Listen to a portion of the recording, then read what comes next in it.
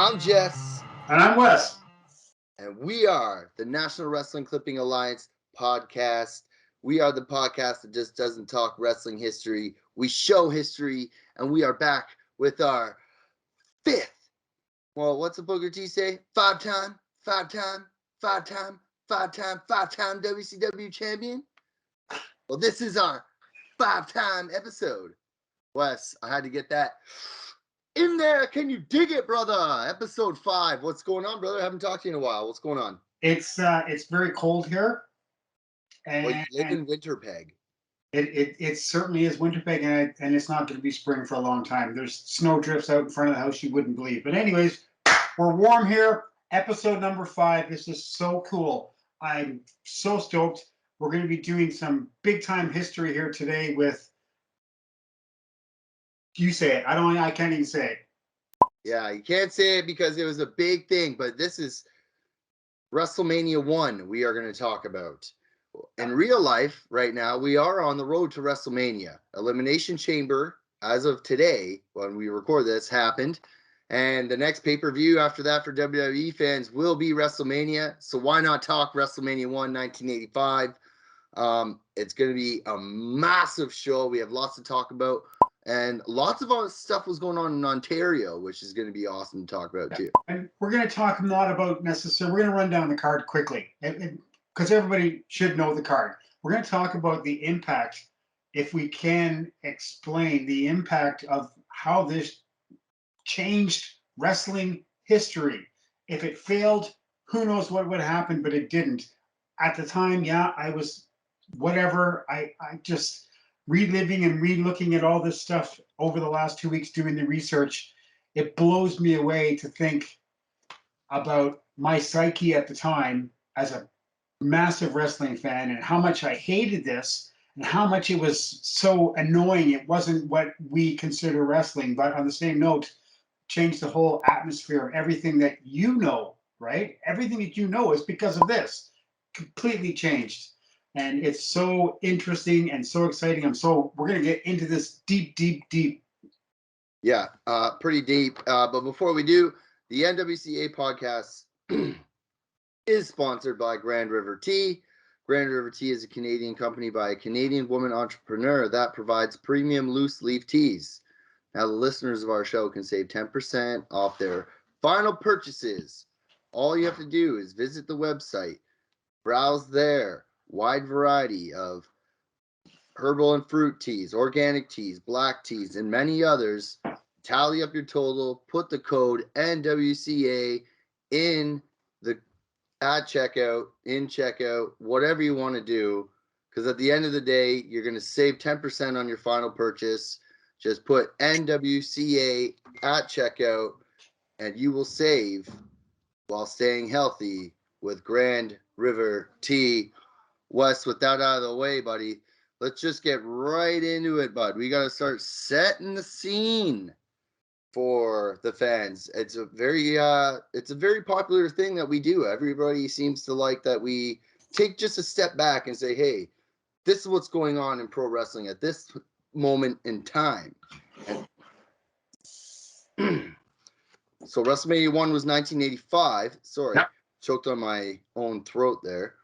And so we're going to be talking about March 31st, 1985. So everything we talk about when we set the scene will be slightly before, and then we'll do the aftermath at the end of the credits. We just a quick reminder that we do show everything in the credits at the very end. So if you miss something, don't worry. We'll show it all at the end. Yep, all these pictures, all the things that we're going to be showing, and maybe even I'll take some pictures of some of the quotes that I'm going to be reading from different sources. We can take some and post those also, just so people can grasp that we're not making any of the stuff up, right? Yeah, exactly. So I guess we got to start with the war to settle the score. Yeah. With Hogan and Cyndi Lauper and David Wolf, Captain Lou Albano, and versus Piper and Bob Orton. I'm sure that was a pretty big deal. The MTV things were so huge at the time. It was, and I'm going to talk about that later, but it was so huge at the time because it was so different. Everything. This was like rock and roll videos with sports entertainment thrown into it.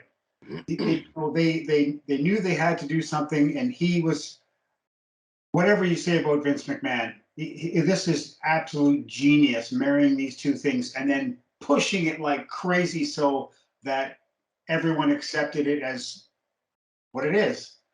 Yeah.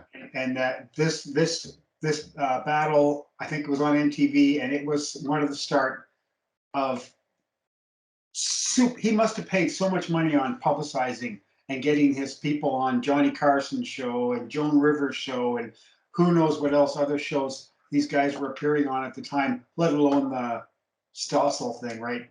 Or, yeah, that was going on too. That was ridiculous. Yeah. Before, that was a month before WrestleMania 1. We're going to show our first piece here, March 10th, 1985. For you Toronto, Ontario, Canada fans, Andre the Giant was in town before WrestleMania happened. See that there? Don't worry if you miss it, we'll talk about it. Andre the Giant that night defeated Big John Studd. And then a week later, on the 24th of 85, he's there again. Yep. So 4 days before WrestleMania 1, they keep him close, eh, Wes? Yep, they're keeping him close. Although Andre was a workhorse. He if you read the book by the definitive book on Andre the Giant, you will see that he liked making money, he liked having fun, he liked drinking, obviously, but he liked to work. He just loved to work.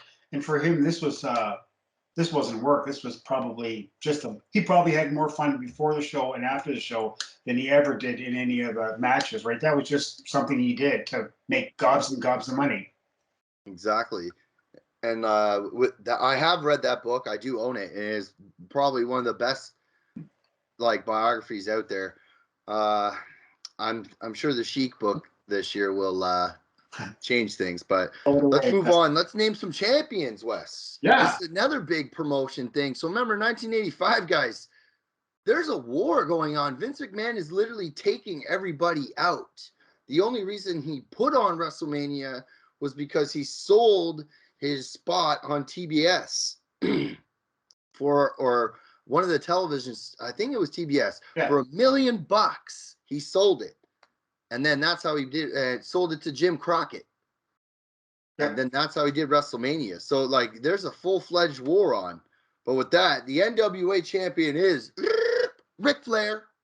Ding, ding, ding, ding, ding. Right answer. He's the man of the 80s, obviously, eh? Certainly. As NWA, we won't even say anything else. Yeah. We just say Ric Flair. Everyone who watches this should know what we think about Ric Flair. So, his TV matches were repetitive. He threw really lame chops. And you know what? I saw him so many times. He was so obvious when he was blading, right? It was terrible. He sucked. That was a joke. Oh, sorry. I'm talking about someone else. Sorry. The AWA heavyweight champion is Rick Martel. Yeah. Canadian boy? Canadian boy holding that title. This was cool. The WCCW America, that's World Class Championship Wrestling, everybody. Out of Texas, yep. Yep, I love that one. American heavyweight champion, Chris Adams. And what did I say a couple episodes ago about Super Kick? Yeah, he loves his Super Kick was awesome. Sean was. Yeah, it's funny because Sean's from Texas, so I'm sure he probably got it from him, right? Yep. Oh, Championship Wrestling from Florida is around. Yep. I'm not too familiar with. I know some of the Florida territory, but this is kind of cool. The Florida heavyweight champion is Jesse Barr. Yep, Jesse Barr, and his dad was a promoter wrestler in the Pacific Northwest. Sandy Barr. We old-time fans who watched wrestling out of Vancouver would have seen his dad on TV quite a few times. But Jesse Barr, of course, ended up coming to the WWF not long after this with a mask on, like a Lone Ranger mask. Yeah. And Jimmy Jack Funk. He was one of the Funk brothers when I think it was Dory left. He couldn't take the schedule anymore, or Terry left. One of the guys left anyways. So he pretend Funk brother.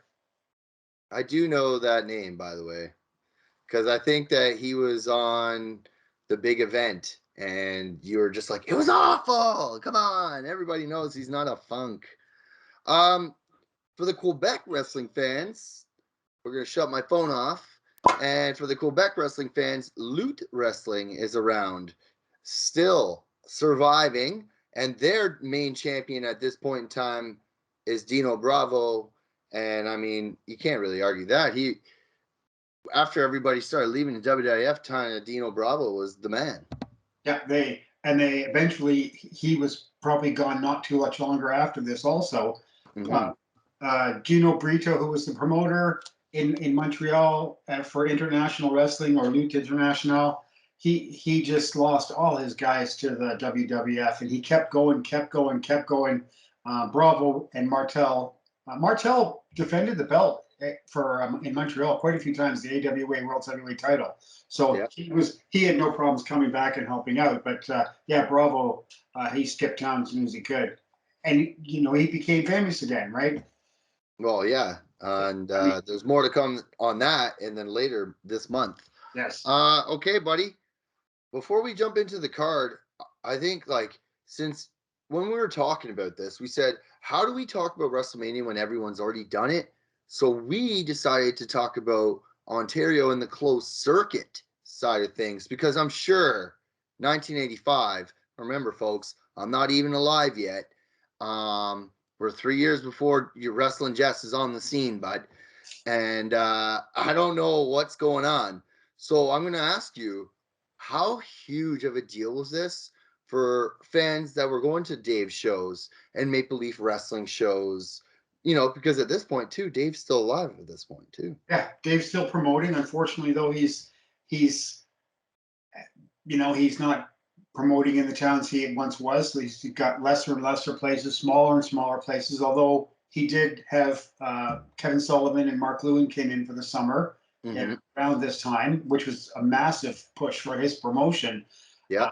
The Ontario wrestling scene was busy. There was lots of independent guys. There was guys going down towards London and Windsor, and there was guys in Hamilton putting on shows all the time. Small club shows, if you want to call it that, right? Okay. But the newspapers, I was living in Toronto at the time, working in Toronto at the time, the newspapers were pushing this like crazy. And like I said, it must have cost him a fortune. Yeah. These, newspapers getting your sport or your thing on the front page of the Toronto newspapers, it just didn't happen because they like the Toronto Maple Leafs or something, right? That usually happened, but not for free. So he would have probably had to buy ads in the newspaper, which he did. There was ads for everything. MTV was being pushed. Rockstar Wrestling was being pushed. Rock and Wrestling, the whole psyche was being changed by a brilliant genius at the time who figured that it would work. I should say gambled that it would work because he didn't know it was going to. He just didn't. The 4 places in Toronto, 4 places. There were probably about 2,000 people each. So that's 8,000 people. 8,000 people went to see it on a big screen in halls that had opera or concerts or convention centers, or even up by the airport, there was the International Center, which was a huge venue, and no stacked seating or anything, everything on a flat floor there. So, and I do have a story about that a little later, but it's hard to imagine now, thinking back then, about the impact on this, because it was so different and so huge. Wrestling, everything before this was like old school wrestling, everything. But this was completely different, and it changed millions and millions of people's eyes towards the sport / entertainment. Yeah. When I was doing research, I found that it was actually, not to correct you, but it was 12,000 people paid $14 to see this on closed circuit in Massey Hall. So Massey Halls, to me, is a concert venue. I know Neil Young played there in the 70s. It's huge. It's by St. Mike's Hospital downtown. Yep. Near Queen. You got the, like you said, the Roy Thompson Hall. I think that was brand new in '85. It was really close to being brand new, and it was the home of the Toronto Symphony Orchestra, the Toronto Mendelssohn Choir. That was the place where all the hoity-toities went, and to put wrestling on there was a massive gamble, massive. But it like you said, that's 12,000 times $14 in one city. No wonder the guy made a fortune, but it's still, I'll still use the word gamble. Here's when we talk about the Massey Hall. So here's a clipping here. This is just the back stuff, but let's take a look at this here. Yeah. So you got the clipping there for Roy Thompson Hall. Another Toronto, I think it's Toronto Sun on the side there with Mr. T, who also was probably a massive star considering the show. What's the goddamn show name? The A-Team. The A-Team. Yes. Oh, I'm like thinking like, what the hell? It even says on the thing about 12,000 spectators showed up at 4 Toronto locations. But it wasn't just Toronto, man. Hamilton did it too. Like I have a clipping here. There's the Hamilton showed it. So like this really, really was everywhere in Ontario.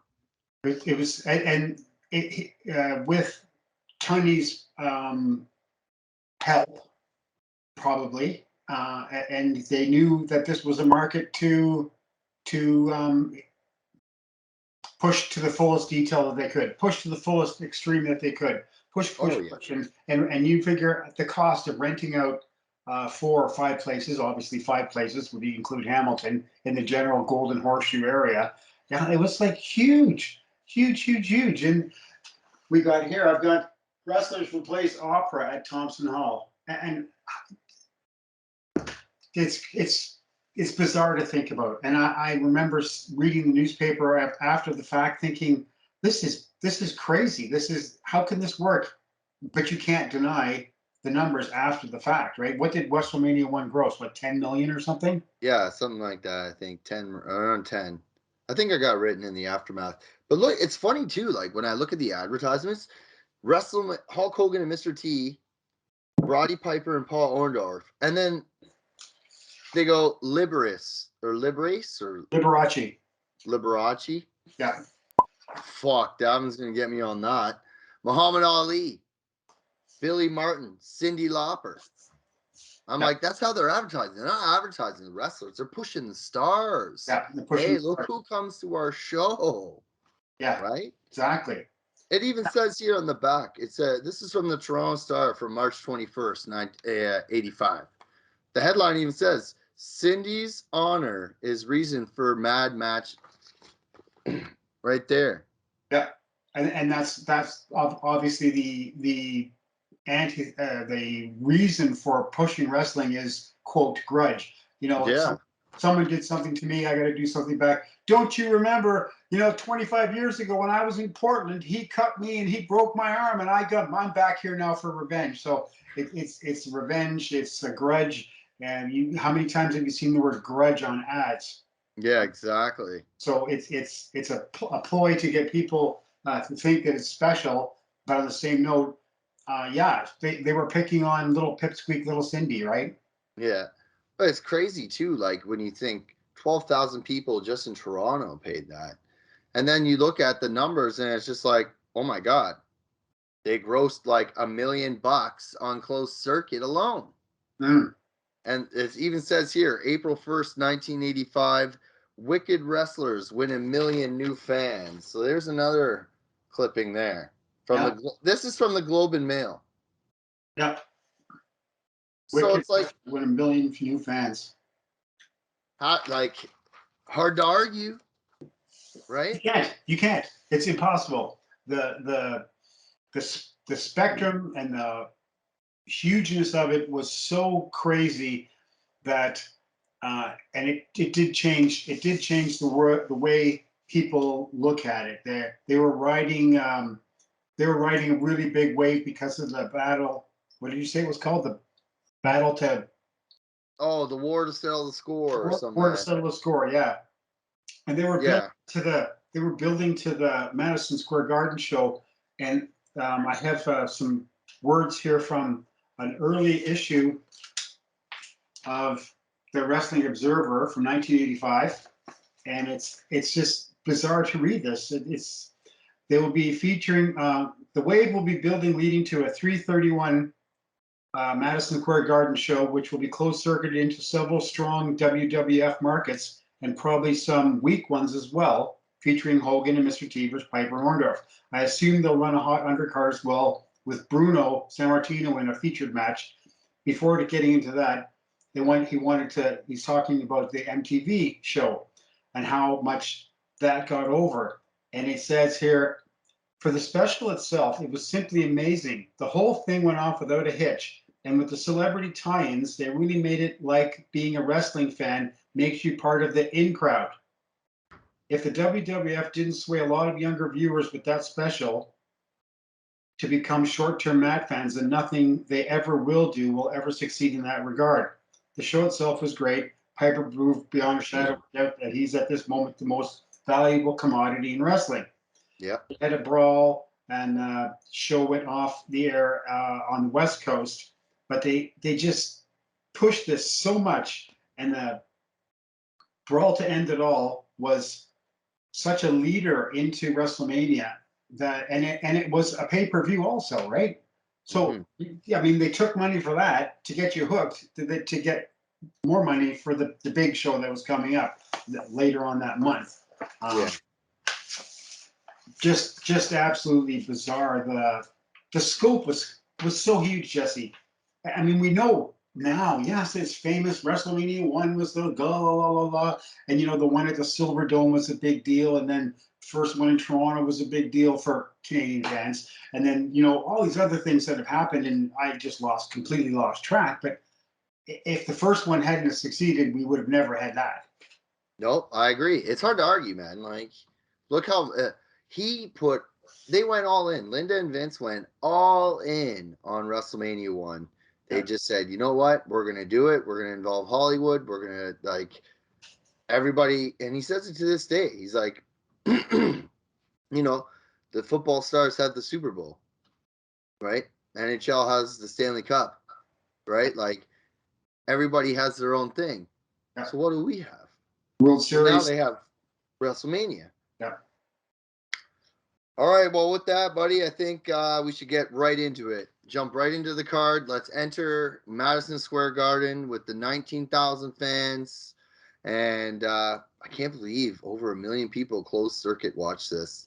I can only imagine it costs probably $49.99 on TV to watch it at home. Everything was expensive. Even to rent videotapes back then, it was like $7 for a videotape to rent it. Now you're getting 20 DVDs at the local flea market for $10. Yeah. That's funny. Okay, I actually watched this card before we did this show, so I actually, I mean, I've watched WrestleMania 1 obviously before, multiple times, but before, while we were doing research, I did do it. So, Tito Santana versus the Executioner, who is Buddy Rose. I found out. Yeah. Not a big Tito fan. I've said it many times. Nothing against him. I just don't. I don't care. Whatever. And the Executioner, Buddy Rose. I don't know. I know the name the Executioner, but Buddy Rose, was he Buddy Rose in the territories? Obviously. Yeah, he's Buddy Rose in Pacific Northwest mostly, and then he came back to WWF a couple of years after this with a gimmick of I think even Sherry Martel was his manager, and he weighed 271, but he kept saying he was 217. Oh, okay. Because he was a bit of a chubby guy.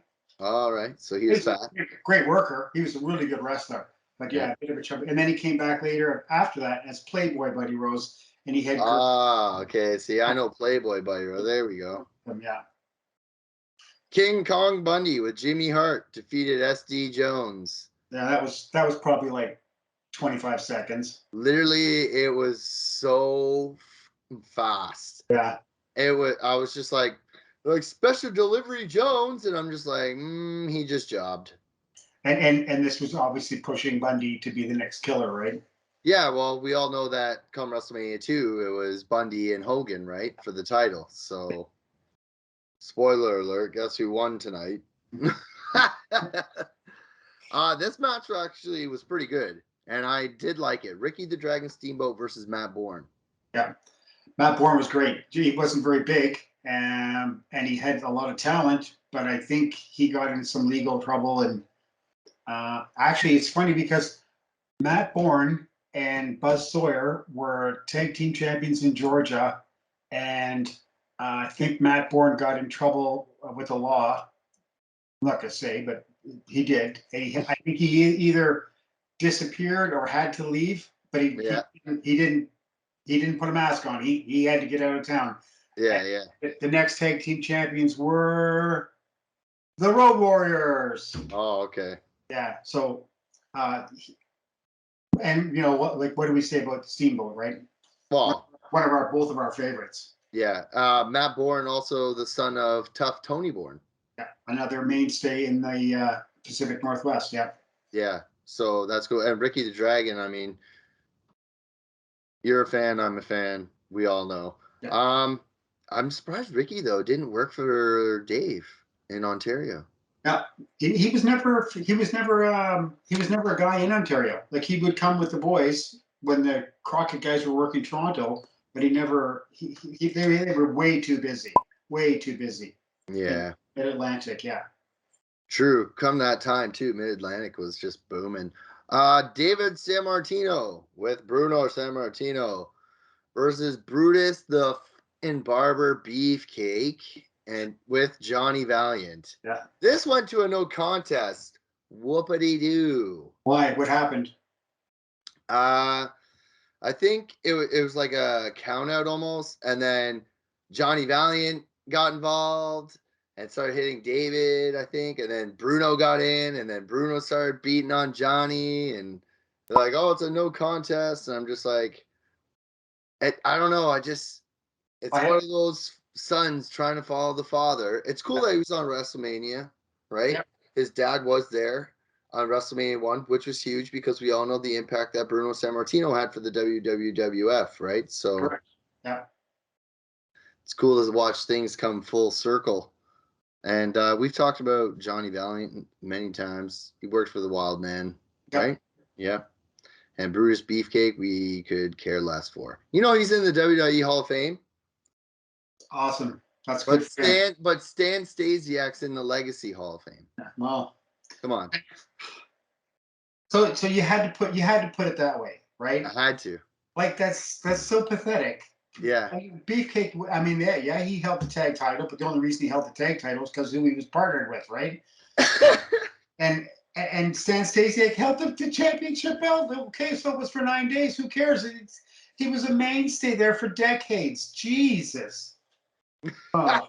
Getting you heated about the riggedness.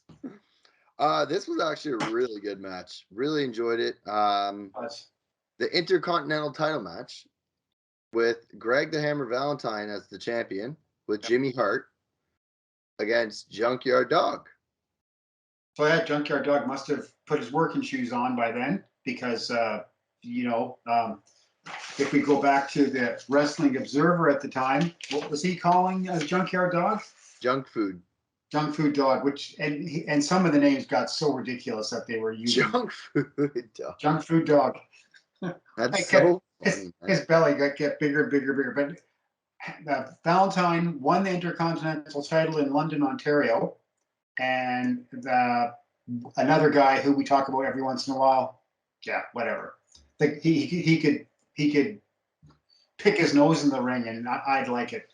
He was great. He was so good, and he wasn't very big either. He was like 5'9", maybe 220 or something, but he could do everything. And he just like his dad. Everything he did looked so real, so vicious, so painful, right? Yeah, exactly. Looked like a bruiser. They always said that he always says, my gimmick was being a wrestler. Yeah. That was my gimmick. Right? And just same with his dad. His dad was a wrestler, right? JV, Johnny Valentine, who we idolized, you and I, pretty much. It was pretty interesting, though, because JID won by count out, and then the belt didn't change, right? So, kind of lame. Let's move on to the tag team title match. Mike Rotunda and Barry Windham with Captain Lou Albano versus Nikolai Volkov and the Iron Sheik with Fred Blassie. Iron #1, USA, pa, USA. He was great. He was great for a while, but man, he became a cartoon character. It's just so funny. I just see Iron #1, USA, pa. Yeah, big huge numbers. Nikolai Volkov sang the theme song, like the national anthem and stuff. Volkov was pretty good. He was a massive guy, massive. He must have weighed like 275. And his thighs, I swear to God, they were like tree trunks, right? He was a big, big man. Really, eh? Huge. He was like, I don't know, maybe 6'3", 6'4" or something. He was huge, just thick, really thick shoulders and chest. He was a really big guy. I liked him too. And he started out here in Ontario. Yeah. Yeah, with Kazabaski in Northlands Promotion. So yeah, he's got local ties. He also worked for Dave, I think, for a few shows as a Mongol, because he was one of the original Mongols with Beepo Mongol and Tito Mongol. Yeah. Yeah. That's pretty cool, man. I love always hearing about the Canadian ties, considering, where we're from. The Sheik and Volkov won the titles that night, and they are probably one of the biggest heel tag teams of the 80s, for sure. Definitely, yeah. Like, you can't even argue. They held the titles more than once. They were a great tag team. This is going to be the Body Slam Challenge for $15,000. Andre the Giant versus Big John Studd. And Big John Studd had Bobby Heenan with him. There's another guy who worked for the Bearman. This match was obviously... I just love to watch Andre wrestle people he doesn't like. Like, now that I know, like, because like he didn't really like John Studd, because John Studd used to step over the top rope, and Andre's like, that's mine. Like, I do that. Yeah. So, whew, I bet you can guess who won. What happened there? Obviously, Big John Studd didn't slam Andre, because it was the first one to body slam wins the match. Okay. So, predictability, obviously, we know that no one's going to slam Andre. Never been slammed. Never before, ever. Not even in '88. Never. No. But yeah, so Andre slammed Big... I know, we're a-holes sometimes. But Andre slammed Big John. Someone's going to send a message. Yes, he was. Yes, he was. Oh, so-and-so did it in 76. Yeah. Nope. I think 79. We're going by the rule book. Yeah. The Vince McMahon kayfabe rule book that no one slammed Andre. That's pretty much how it rolled. I heard a story one time about Andre. I think it was in Memphis when Jerry the King Lawler beat Andre the Giant, and Vince McMahon Sr. tried to get Memphis kicked out of the NWA. He went and he was furious. Yeah, and because he's ruining the reputation of a giant who's not supposed to lose. Exactly. Yeah. He didn't lose a match in 15 years come WrestleMania 3, but we'll get to that later. So and yeah. Was never body slammed. Andre body slammed Big John Studd. Him not ever being body slammed. Ever.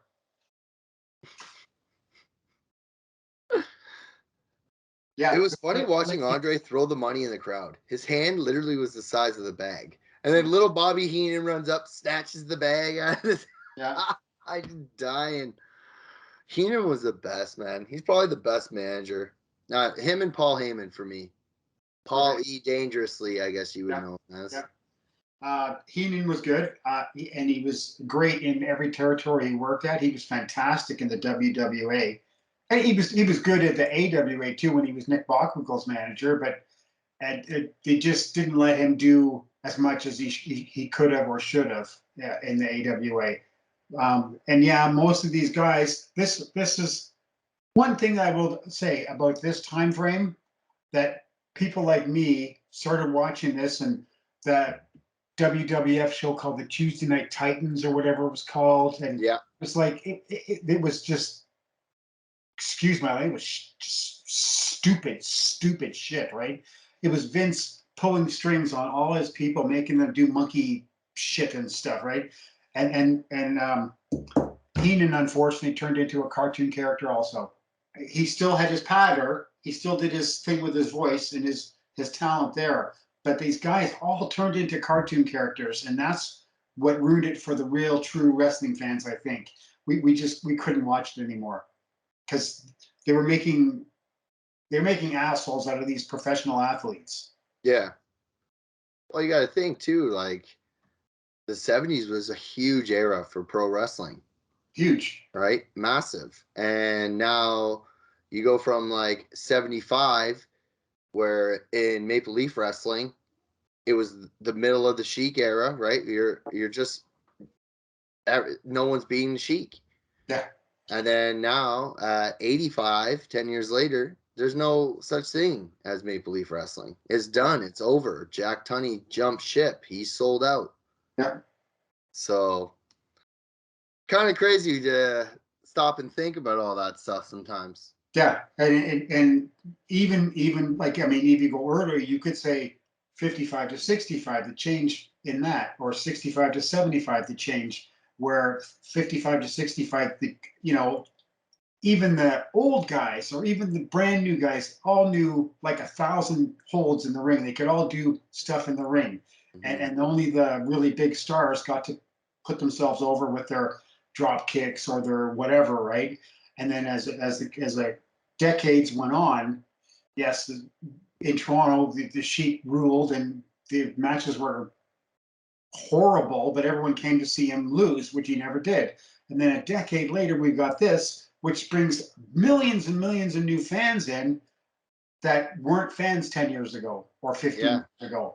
And so they don't know the difference. And they see rock stars in there, and they see rock kind of videos coming up with the guys, and all the different promotional skills that Vince McMahon used to get all of this stuff, this whole list of people over by just changing the attitude of the public and making them think that it was cool, and that was wrestling. And then eventually they just basically dropped the wrestling. It's just show business. It's show business. It's even better than entertainment. It's show business now. Show business nowadays, right? They putting on a show. They always say, we make movies. You have to really admit, though, pro wrestling is the one thing that's really never ended. The story still continues. You know what I mean? Yeah, and it's still basically supposed to be two people trying to physically subdue each other in the ring. That's right. But yeah, it's completely different now. And you know, I know you've gone to some independent shows, and so have I, and you've seen guys getting their spots in and then not selling the other people's guys' spots because everyone has to get their spots in. You know, you take a double, triple, quadruple flip off the top rope, and it's a 2 count, and you know, you throw the guy against the ropes, and you do your triple, double, cartwheel, smash, whatever against the other guy, and it just physically, I get it. You know, for these guys to do it, I give them all the credit in the world, but you have to sell once in a while, right? Yeah, no, I agree. Let's get back to the topic. No, it's all right. Because it's funny that we talk about change, because one thing that has changed over time is female wrestling. And Leonie Kai with Fabulous Moolah versus Wendy, Richter, and Cyndi Lauper. Yeah. And so here we go. We bring out the stars later in the show. You see, like, how Vince did the card. Like, you don't want anybody to leave. You have to put all the stars at near the end. And obviously, Wendy Richter wins the title, and they do the famous dance in the ring together, right? And they're dancing, and they won, and it was massive. Even my mom knows Cyndi Lauper had Captain Lou Albano in her video. Yeah, yeah. I don't know. And now you look at the ladies now, like Fabulous Moolah and all that. Like, I don't know. Look at her matches now, and I'm sure if you watch this match, you're like, oh god. What'd she do? She pulled hair. She punched. She did some chops. Yeah, there wasn't much. Not like the women today. Tied up in the ropes because that was one of the things she always did. It's definitely not like the ladies today, man. That's for sure.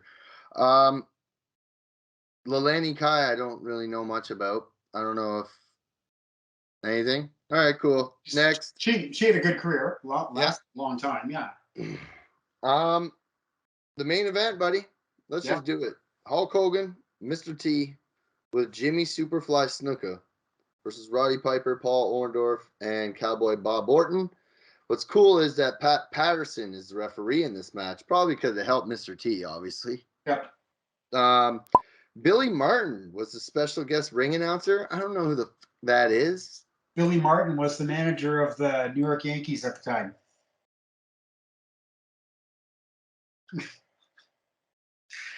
Yeah. Do you know who Muhammad Ali is?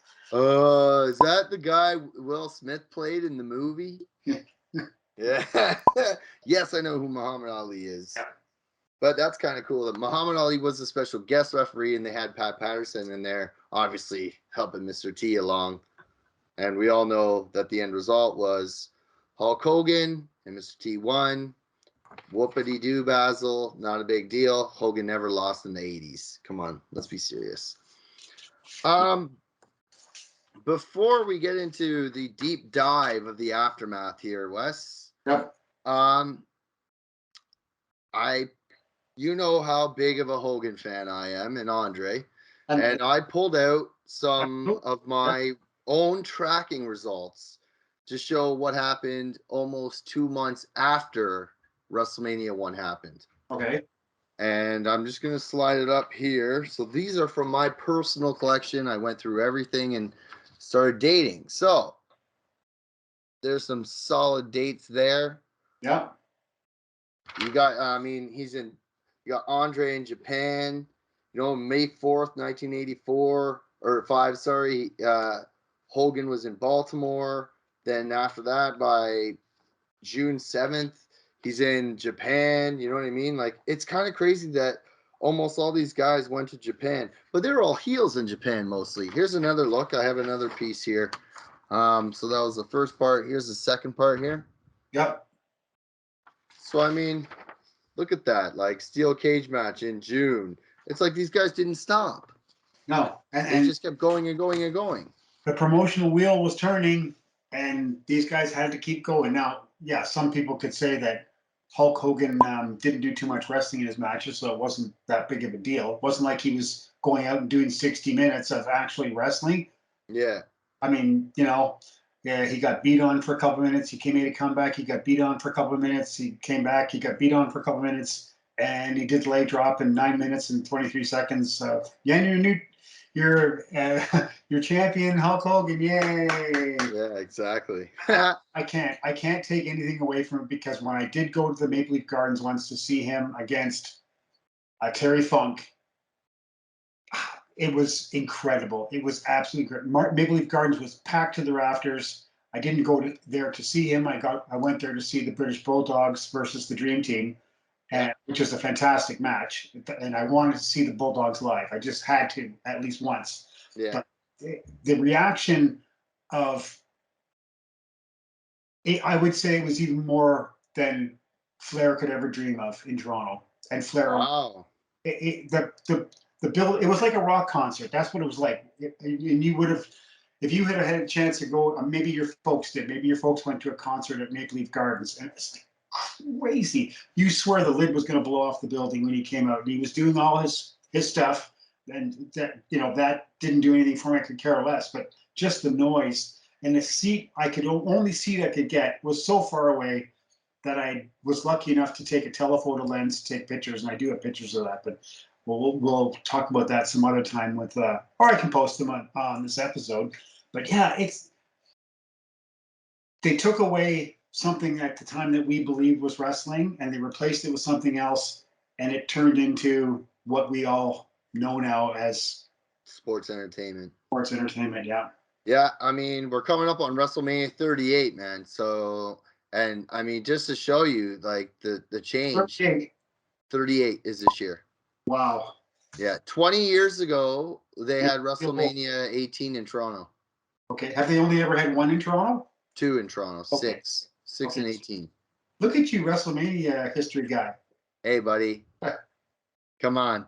I mean, you gotta WrestleMania though. It's not just for the wrestlers. Imagine what it does for the city, the revenue for the hotels, the businesses, everything. Like it does bring a lot. That's why cities bid on it, and the celebrities still haven't stopped. I mean, it's Brock Lesnar probably versus Roman Reigns this year for sure, and Charlotte Flair versus Ronda Rousey. I'm sure is where they're going with that too. You know what I mean? So you got a UFC fighter, and then Brock Lesnar, who was a superstar, former UFC heavyweight champion, but now he's back full time, and it's just crazy. That can't be judged. You cannot judge. We have no idea how something like that would affect a city. When we used to go to the gardens to see wrestling or a concert or whatever, let's just pretend there was 10,000 people at a Rush concert or 10,000 people at the wrestling or whatever. Those people all empty out. All those restaurants and bars in the Maple Leaf Gardens were packed. Yes, it cost $15 or $20 or whatever at the time for a ticket, and then you spent another 20 or $30 at the bar or the restaurant, the pizza joint down the street or whatever. And to think about 5 different places for 12,000 people buying pay-per-view tickets at $14, and then those 12,000 people going out into Hamilton and the 4 places in Toronto, they're all going to go out for beers, or they're all going to go out for a meal after or before. It's incredible. They used to have big conventions, like groups like the Masons and the Independent Order of Foresters and some of these fraternal kind of groups that they have. And they used to have big, huge conventions. And this, like you said, the cities would bid on them because they knew damn well 12, 13, maybe 15,000 people coming in from all over the world into their city. That's 15,000 hotel rooms. Like for 3 or 4 days, it's like 40, 50, 60,000 meals. Yeah, exactly. It's crazy money this kind of thing would bring in. And WrestleMania is no different whatsoever.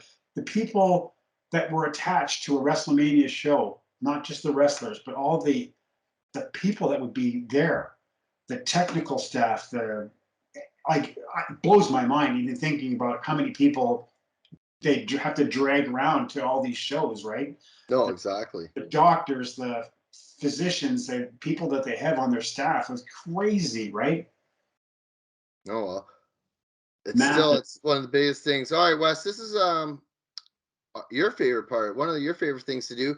Guys who work for the Wild Man. Yeah, so we've had, and I'll just reiterate, Jesse, we've had some massive growth in the last couple of weeks with people coming on board, and I do appreciate that. It's great. We're going to give the names of, well, I'll just say them now anyways. It's tribute page to the Wild Man on Facebook, Ontario Wrestling Clippings of the Past, and the NWCA Facebook page, also National Wrestling Clippings Alliance page. And so we usually try to do a tie-in with one of our favorite topics for research, which is the Wild Man. Yeah. And on this show, it's just kind of strange because you usually put something down on the script. And it's like, you left this one blank. And I thought, oh, gee, Jesse, you left this one blank. And then I started can name a bunch of guys, though. Pardon me? I can name a bunch of guys off the top of my head. There's 1, 2, 3, 4, 5, 6 guys. 6 who work for Dave.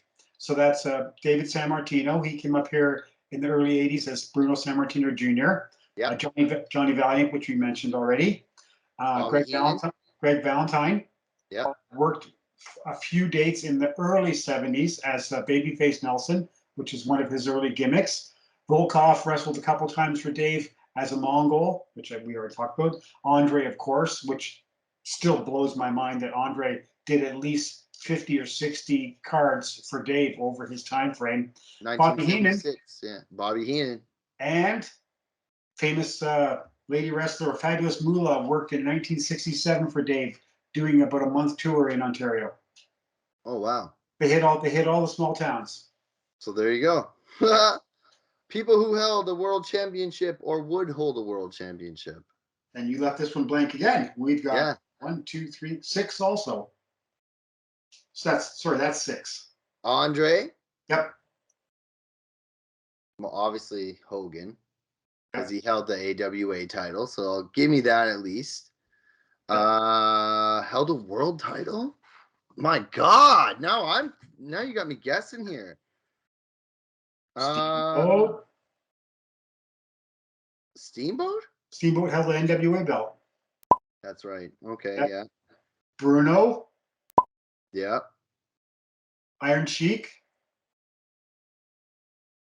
Hulk beat Iron Sheik for the title. Yes, I know. And Fabulous Moolah held her own belt for like. Oh, you're going to count the women on me for the first time ever since we started the show. This guy throws a curveball at me. First time ever throws the ladies in there. It was her own belt, but yes, she was a recognized NWA champion back in the 50s. Yeah.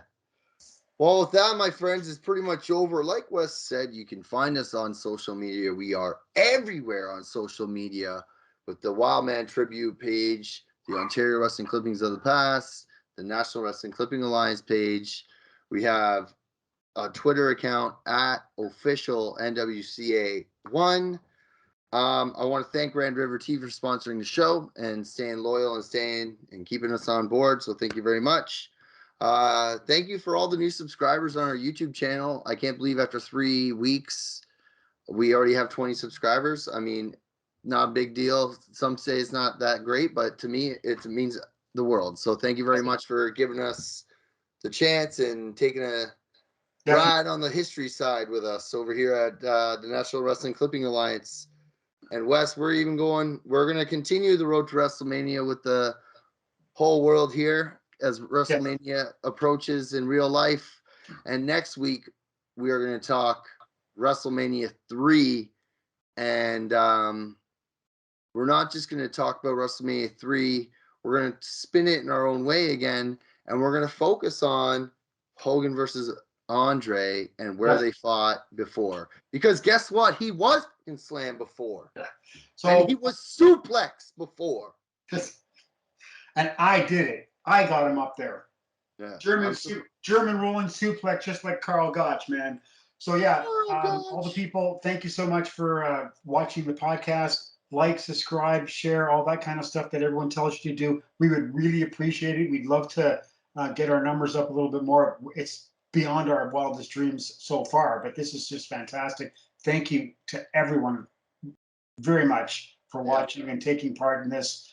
We love doing this, and I hope it comes across because it's mind-blowing still to me. I love doing this with you, Jesse. It's fantastic.